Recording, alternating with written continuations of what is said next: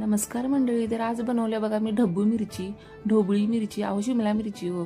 तर नेहमीप्रमाणे तेलामध्ये जिरं मोहरीची फोडणी द्यायची, कांदा टोमॅटो घालायचा आणि 2 लसणाचे गड्डे सुद्धा घातलेत बघा यात मी.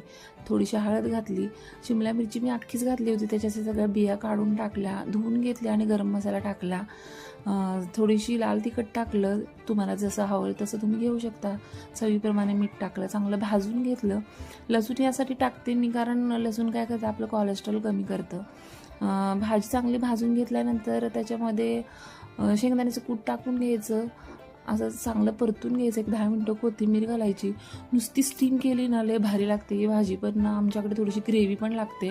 तर गरम पाणी घातलं होतं मी थोडंसं, 1 ग्लासभर. चांगली 10 मिनटामध्ये शिजून निघाली बघा. आणि एवढी भारी जबरदस्त टेस्ट लागते ना याची. भाताबरोबर खा, भाकरीबरोबर खा, चपातीबरोबर खा, लय भारी लागते एकदम. करून बघाच तुम्ही. ही रेसिपी आवडली असेल तर चॅनलला लाईक करा, सबस्क्राईब करा. धन्यवाद.